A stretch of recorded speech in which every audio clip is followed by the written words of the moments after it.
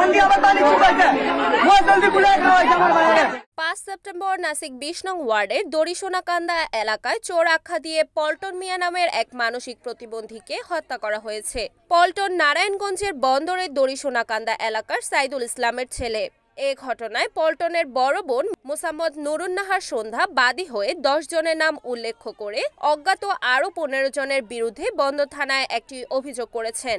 অভিযুক্তরা হলেন নারায়ণগঞ্জের বন্দরের খোকন মিয়া, নাইম, আরফিদ, লিপি, ফয়সাল, জয়, শিপলু, আকিল, রিজমণি এবং হাম্বিয়া। অভিযোগপত্রে মোসাম্মদ নুরুন্নাহার উল্লেখ করেন তার মানসিক ভারসাম্যহীন ছোট ভাই এলাকায় বিভিন্ন লোকজনের নিকট 5 থেকে 10 টাকা চেয়ে জীবিকা নির্বাহ করত। 5 সেপ্টেম্বর সকালে বাসে যাওয়ার পথে পল্টনকে চোর আখ্যা দিয়ে বাইতুল সালাত মসজিদের পিলারের সঙ্গে বেঁধে মারেন আসামিরা। পরে অজ্ঞান হয়ে গেলে পুকুরের পানিতে চেপে ধরে শ্বাসরোধ করার চেষ্টা করেন তারা। বন্দর থানার ভারপ্রাপ্ত কর্মকর্তা ওসি আবু বকর সিদ্দিক জানান, লাশ উদ্ধার করে মর্গে পাঠায় পুলিশ। এ ব্যাপারে থানায় হত্যা মামলা দায়েরের প্রস্তুতি চলছে। ওরা বলছে যে ও বলে চোর।